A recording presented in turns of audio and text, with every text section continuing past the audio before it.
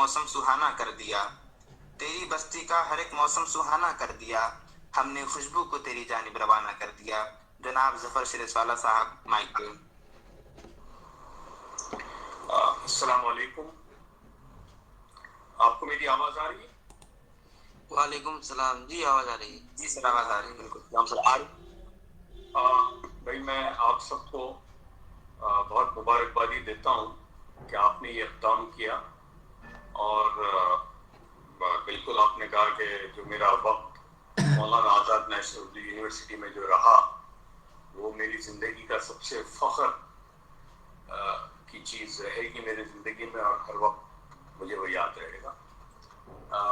मैं बगैर किसी तमहीद के, मैं जो मुझे कहा जिस चीज़ पर बात करने के लिए कि डेमोक्रेसी में राइट्स, यानी हमें क्या हक मिलेंगे, और हिंदुस्तान की जो सियासत अभी जो चल रही है वो, तो देखिए जो हक की जब बात आती है जहां भी, तो हक के साथ हमें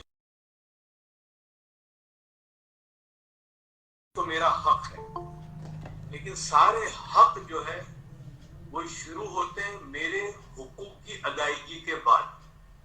मसलन एक बाप का हक है, तो बाप को वो हक तब मिलता है जब उसने अपने बाप की जो एक बेटे की तरफ की जो हुकूक की जो अदायगी है, वो अदायगी के बाद वो बाप के हक मिलते हैं। तो हक जो है वो बहुत ही छोटी चीज है मेरे हिसाब से, इसलिए कि जब बंदा जो है अपने हुकूक की अदायगी जब करता चला जाता है तो हक जो है वो बगैर मांगे उसे मिलते हैं। तो हम जो है सबसे ज्यादा फिक्र इस बात की करें हुकूक की, कि मुझे जो हुकूक हैं, जो मेरा मुझे लोगों की तरफ जो मेरे हुकूक की अदायगी मुझे करनी है, क्या उसमें मैं खरा उतर रहा हूं या उसमें मेरे से कोई हक तलफी हुई है। इसलिए कि आप देखिए कि अल्लाह रब्बुल इज्जत के यहाँ भी दो अदालतें, एक है हुकूकुल इबाद और एक है हुकूकुल्लाह, एक है हुकूकुल्लाह और एक है हुकूकुल इबाद। अल्लाह रब्बुल इज्जत जो फरमाते हैं कि मेरे जो हक है, जो मेरे जिम्मे, एक बंदे का जो हक है इबादत का है और सारी चीजें हैं भाई, जिसमें नमाज भी आ गया, रोजा आ गया, या मेरे हुकूक के मामले में अगर बंदे से कोताही हुई तो उसमें माफी है। लेकिन हुकूकुल इबाद यानी मेरा जो मामला या जो मुझे हक की अदायगी बाप की है, माँ की है, पड़ोसी की तरफ की है, मुल्क के जो रहने वाले हैं, या कोई इंसान अगर उसमें कोई कोताही मुझसे हुई वो हुकूक अदा करने में, तो फिर उसमें माफी नहीं है।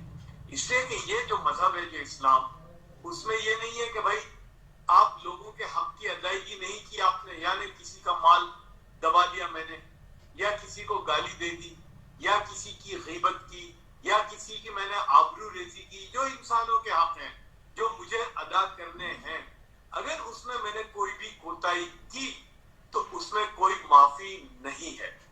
इसलिए कि अल्लाह रब्बुल इज्जत यूं फरमाते हैं कि अगर मैंने हक की पायमाली किसी इंसान की तो अल्लाह उसे कैसे माफ कर सकता है। यहां तक के हज जो है या कोई इबादत, इसलिए कि ये जो कहते हैं ना हमारे यहाँ कि भाई 100 चूहे खाकर बिल्ली हज को चली, हमारे यहाँ 100 चूहे खाकर 100 हज भी, वो 100 जो चूहे मैंने नाजायज खाए हैं वो 100 हज भी उसकी अदायगी नहीं कर सकते। इसलिए कि अगर मैंने किसी की हक तलफी की है तो उसमें दो ही शक्लें हैं, उसके हक तलफी जो मैंने की है, माल दबाया है या गाली दी है या आबरूरेजी की है, तो या तो जिसके साथ मैंने किया है वो माफ कर दे या मैं उसको अदा कर दूं। तो ये जो हुकूक की बात है कि भाई डेमोक्रेसी में हमारे हक जो है, तो मैं हमेशा कहता हूं कि भाई देखिए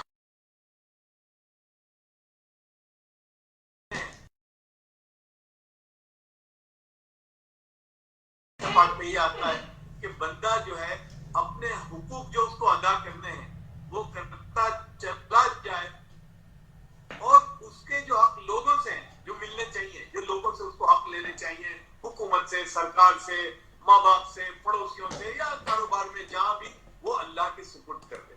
तो मैं ये समझता हूं कि जो हमारी जिम्मेदारी है हक की अदायगी की, अगर हम उसमें खरे उतरे और हम उसमें अपने आप को बराबर से झोंकेंगे तो फिर हमें हक मिलते चले जाएंगे। ये मेरी आवाज समझ है इसमें। जी। अब जो दूसरी बात आपने मुल्क की जो पॉलिटिक्स है, जो मुल्क में जो सियासत है, देखिए मैं कई सालों से सियासत को जो देख रहा हूं, तो मुसलमानों का जो रिप्रेजेंटेशन है मुल्क की सियासत में, वो यानी एक गिरता ही चला जा रहा है। यानी अगर आप देखें इसको, यानी मेरे सामने 1900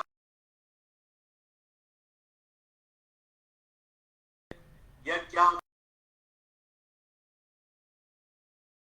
कितने और असेंबलियों में कितने और कॉरपोरेशन में कितने, तो मुसलमानों का जो सियासी जो जो एक रिप्रेजेंटेशन जिसको कहोगे आप, वो गिरता ही चला गया। यानी अगर 85 को मैं लूं, 1985 का जो पार्लियामेंट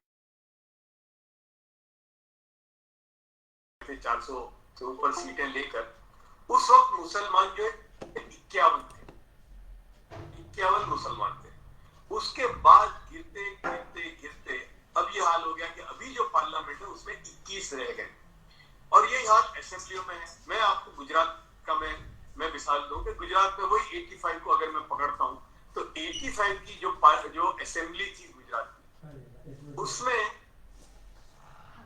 18-19 मुसलमान होते थे। उससे पहले 80 में भी 18-19, 85 में भी 18-19 मुसलमान थे। वो गिर के गुजरात में अब हो गए 4। पार्लियामेंट में गुजरात से कोई भी नहीं है, इसलिए कि कांग्रेस पार्टी, बीजेपी की हम बात नहीं करते, जो पार्टियां यानी जो हमारे वोट पे जिंदा है जो पार्टियां, इसलिए कि अगर आप वोट नहीं देते तो वो कहीं भी नहीं, कांग्रेस है और जो दूसरी सेक्युलर पार्टी है, उसमें यह हाल हो गया कि कांग्रेस पार्टी ने पिछले 89 से, लास्ट 89 में से लेके अब तक किसी मुसलमान को टिकट नहीं दिया पार्लियामेंट, और वही हाल दूसरे स्टेट में आप देखेंगे। तो अब मेरा सवाल ये होता है, आम जो मुसलमान, अगर आपको टिकट ही नहीं देंगी तो आप पार्लियामेंट में कैसे जाओगे, आप असेंबली में कैसे जाओगे, आप कॉर्पोरेशन में कैसे? तो मैं उसको यूं कहता हूं कि हम जो है अपनी जो प्रायोरिटीज तय करें कि भाई हमारी जिंदगी में प्रायोरिटी क्या है। तो मैं हमेशा उसको 2 खानों में बांटता हूं, हमारी जरूरत। एक मेरी जरूरत वो है कि वो पूरी नहीं होगी जब तक कि आप उसमें मेरे मोइनो मददगार हो, और एक मेरा इकदाम हुआ या मेरी जरूरत वो है कि जिसको पूरा करने के लिए मुझे किसी की जरूरत नहीं। अब ये जो सियासत जो है, पॉलिटिक्स है, उसमें आपकी जरूरत पूरी तभी होगी जब सामने पार्टी आपको टिकटें देगी।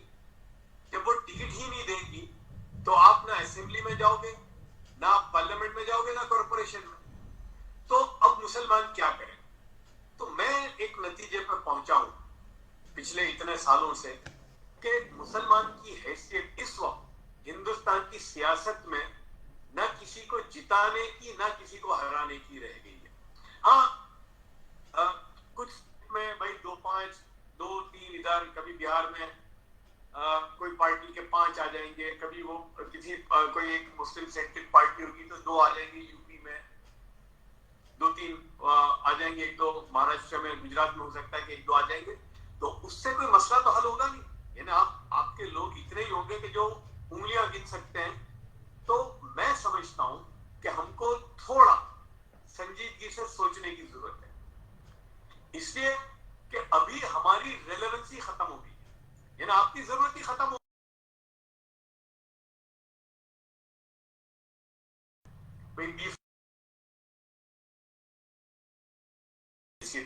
अभी की सियासत में वो वोट जो है बेहैसियत हो गया, यानी मुसलमान जो है सियासत के मैदान में इस वक्त जो है वो इररिलेवेंट हो गया, उसकी कोई हैसियत ही नहीं रही, बेहैसियत हो गया। तो अब हैसियत कैसे आई? तो मैं इस नतीजे पर पहुंचा हूं कि देखिए अब जो है हमको, मैं ये नहीं कहता कि हम सियासत से दूर हो जाए या बिल्कुल नाश ना हो जाए, बस ठीक है रखें उसको, लेकिन हम प्रायोरिटी में किस चीज को खाने में डालें ऊपर, सबसे इंपॉर्टेंट क्या है। तो मैं ये समझता हूं कि अगर हम रेलेवेंस अपना पैदा करना चाहते हैं मुल्क में, तो तालीम की बुनियाद पर ही होगा। इसलिए कि हम जो है अपनी काबिलियत तालीम की बुनियाद पर पैदा करें, एक, और उसमें ईमानदारी और अमानतदारी हो।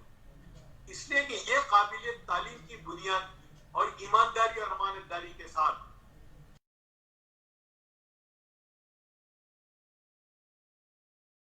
ले रहे हैं ना, ये लोग आपके घर पे लाइन लगाएंगे और आपको लेकर जाएंगे। तो मैं समझता हूं कि ये जो इकदाम है, ये कोई इसका इंस्टेंट रिजल्ट नहीं होगा। यानी आज अगर हम ये कोशिश शुरू करेंगे तो हो सकता है कि 15, 20, 25 साल लग जाएंगे, लेकिन कौमें जो है वो 15, 20, 25 साल में तैयार होती है। आज अगर हमने तालीम पर अपने आप को झोंक दिया, काबिलियत पैदा की तालीम की बुनियाद पर, और ये आ गया, तो फिर ये होगा कि लोग आपको लेकर जाएंगे। तो मैं ये समझता हूं कि देखिए, एक पॉलिटिक्स जो है या सियासत है, वो तो है पॉलिटिकल, इलेक्ट्रल पॉलिटिक्स है, उसमें आप डिपेंड करते हैं पॉलिटिकल पार्टीज पर। उसके अलावा एक दूसरी जो सियासत में जिसका बहुत बड़ा रोल है, वो है जो सिविल सर्विसेज। हमारे जो आईएएस ऑफिसर्स हैं या आईपीएस है या जो यूपीएससी के एग्जाम है, मेरा तजुर्बा ये है कि हम लोग मुसलमान जो है इम्तिहान में भी नहीं बैठते। इसलिए कि आप लोग तो तालिब इल्म है सारे, आप जानते हैं इसको, कि भाई जो मेरा जो अंदाजा, जो मैंने सबसे पहले जो जहां से काम शुरू किया, तो 2015 का मुझे याद है, 2014 का, कि 11,75,000 बच्चे यूपीएससी के एग्जाम में बैठे थे। मैं, आप नौजवान हैं और आप तालीम याफ्ता हैं, आपका इस दुनिया से ताल्लुक है, आप मुझे बताइए ईमानदारी से कि अगर 11,75,000 यूपीएससी के एग्जाम में बैठते हैं, तो मुसलमान अगर हम 15% इस मुल्क में हैं या 20% हैं, तो कम से कम 2 लाख मुसलमान बच्चे बैठने चाहिए उस इम्तिहान में। तो क्या बैठते हैं? हमने हिसाब लगाया उस वक्त, और जितने लोग जो भी तैयारी जो यूपीएससी के लिए बच्चों को तैयार करते हैं, जहां जहां मैंने अलीगढ़ में और जामिया में ज़कात, किसी ने कहा कि 10-15 हजार से ज्यादा मुसलमान बच्चे नहीं बैठते, मतलब हम इम्तिहान में ही नहीं बैठते। तो हमने कोशिश की, बहुत सारे और लोगों ने कोशिश की, तो 2017 में पहला जो रिजल्ट आया 2 साल की कोशिश का, 38-39 टोटल 1050-1060 सिलेक्ट होते हैं, उसमें 29-30 से ज्यादा, 30 से ज्यादा मुसलमान कभी नहीं आए थे। उस साल 2017 में 51 मुसलमान बच्चे सिलेक्ट हुए। उसके बाद वही 18 का जो रिजल्ट आया, तो उसमें 54 बच्चे थे, और अभी वो जो परसेंटेज है, जो 2.5% था, वो अभी 5% हो गया है। तो मैं ये कहता हूं कि हम कंटिन्यूअसली ज्यादा से ज्यादा बच्चे, मुसलमान बच्चे बैठे एग्जाम में, और हम कम से कम इतना करें, इसलिए कि देखिए वहां कोई आपको एग्जाम में बैठने से कोई नहीं रोक सकता, आपको एग्जाम की तैयारी में कोई नहीं रोक सकता, और अब इम्तिहान इतना फुल प्रूफ है कि वहां पर कोई डिस्क्रिमिनेशन का चांस नहीं है। हम प्रोपोर्शनेटली अगर जो इम्तिहान में होते हैं, अगर वो प्रोपोर्शन में मुसलमान बच्चे अगर इम्तिहान में बैठना शुरू कर दें, तो जो आज हमारा 5% पहुंच गया, हो सकता है कि 10%, 15% तक आ जाए। तो ये अगर कंटिन्यू रहा 20, 25, 30 साल तक, कि जहां मुसलमान जो है सारे इम्तिहान, इसलिए कि ये तो यूपीएससी है, उसके बाद स्टेट की एग्जाम्स होती हैं, बाद में बैंकिंग सर्विसेज की एग्जाम होती है, आईआईटी की जॉइंट एंट्रेंस एग्जामिनेशन होती है, सीएटी की एग्जाम होती है, यानी जितने इम्तिहान हो रहे हैं, कॉम्पिटिटिव एग्जाम्स है, अगर उसमें मुसलमान जो है अपने प्रोपोर्शन के एतबार से अगर इम्तिहान में बैठना शुरू कर दे, तो एक आप चेंज देखेंगे।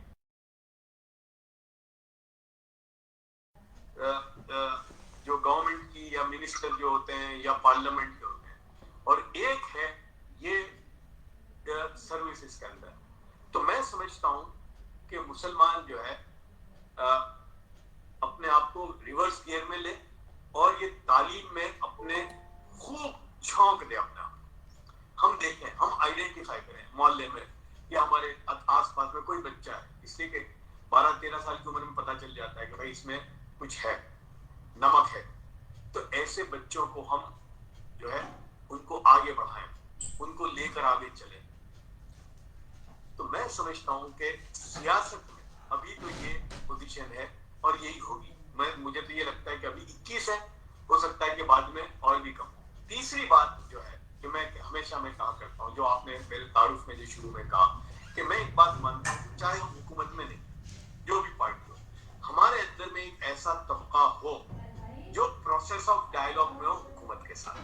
जो भी गवर्नमेंट, जिसकी भी गवर्नमेंट, सेंट्रल में जो गवर्नमेंट है, स्टेट में जो गवर्नमेंट, हम उनके साथ कंटिन्यूअसली प्रोसेस ऑफ डायलॉग में अपनी बातों को रखें। इसलिए कि भले हुकूमत है, सब कुछ उनको मालूम है, लेकिन जब हम उनके साथ जब प्रोसेस में रहेंगे तो उनको लगेगा कि भाई देखो, ये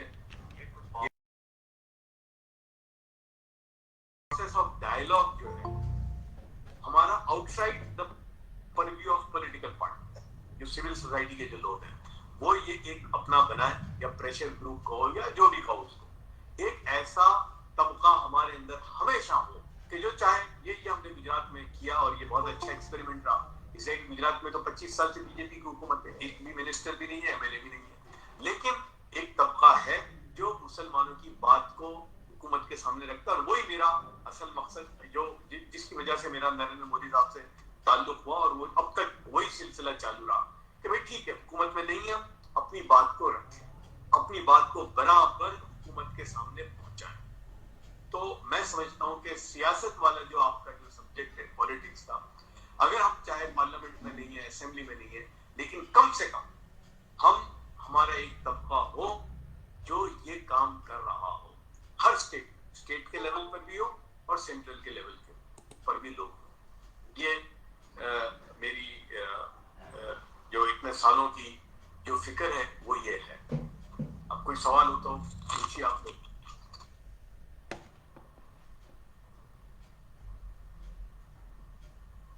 सर बेसिकली हमने इस प्रोग्राम में ऑनलाइन क्वेश्चन आंसर का सेशन नहीं रखा है, क्योंकि फिर वो बहुत इश्यू क्रिएट कर जाता है। नहीं तो आप पूछिए भाई, कोई सवाल हो आपके जहन में? मजर, कैन आई इंटरप्ट मजर? Yes, बिल्कुल बिल्कुल। If sir is asking, letting ask the question asked, then we should let the students ask questions. If anybody has question, they can ask. Sure. If sir is willing to answer, is no problem. We should encourage this for a few minutes at least. हाँ पूछिए, जो भी पूछना है। चलिए sir, मैं ही एक question पूछ लेता हूँ। क्वेश्चन ये है सर कि गुज़श्ता 2014 के बाद से जो दूसरा एक 2019, वो थोड़ा सा नॉर्मल था, एक नॉर्मल मौसम था, मतलब सब के साथ एडजस्ट कर लेते थे। लेकिन 2019 के बाद जो है वो बहुत बड़ा ड्रास्टिक चेंज था इंडिया की पॉलिटिकल सिनेरियो में, और खास तौर से मुसलमानों के लिए। ये बात हम सब देखते हैं। और फिर इसी का जो एक सटा हुआ पहलू है वो ये है कि कोई भी प्रोटेस्ट होता है इंडिया में तो अलगाववादी, माओवादी, आतंकवादी, पाकिस्तानी, दहशतगर्दी, गुंडागर्दी, ये सारी चीजों को पार्टी कहीं ना कहीं से ला के लिंक आउट कर ही देती है ताकि वो उस प्रोटेस्ट को कमजोर बना सके। तो सर, चूंकि हम लोग भी स्टूडेंट्स हैं और हमारी पार्टी भी ऑल इंडिया आजाद स्टूडेंट लीग, और इस पार्टी के बहुत सारे नुमाइंदा मुल्क भर में अलग अलग हिस्सों में एंटी CA/NRC प्रोटेस्ट में गए हुए थे। तो सर, आप हमें क्या मशवरा देना चाहते हैं कि इस तरह का जो एक मसला है जो हमेशा खड़ा होता रहता है, इससे हम लोग कैसे टेक आउट करें? मैंने जो एहतजाज किया मोदी साहब से, वो तो आज तक किसी ने नहीं किया। मैं तो उनको इंटरनेशनल कोर्ट ऑफ जस्टिस में लेकर गया था, बल्कि यहाँ तक कि मोदी साहब का, नरेंद्र मोदी साहब के जो वीजा रिजेक्ट हुआ था अमेरिका का 2005 में, तो वो तो मेरी पिटीशन थी। मैंने hand delivered petition Colin Powell को दी, जो बाद में फिर वो कानून बन गया। तो यहाँ देखिए, और फिर क्योंकि ये सब कुछ किया था, लेकिन फिर भी हमने सोचा कि भाई चलो एहतजाज के बाद किया। तो हमेशा आप देखिए कि आप जब भी एहतजाज करते हैं तो एहतजाज से मसला हल नहीं होता। एहतजाज का मकसद ये होता है कि वही एहतजाज का नेक्स्ट जो पहलू होता है कि आप जिनके खिलाफ एहतजाज करते हैं आपको उन्हीं के सामने बात करनी है। इसलिए कि हमने एहतजाज किए मोदी साहब के खिलाफ, बड़ा जबरदस्त मोर्चा खोला था इंग्लैंड में। उसी वक्त ये 2003 की बात है, हमें पता चला कि नरेंद्र मोदी साहब इंग्लैंड आ रहे हैं, तो मुझे गुजरात से फोन आए लोगों के, इसलिए कि एक वैक्यूम हो गया था।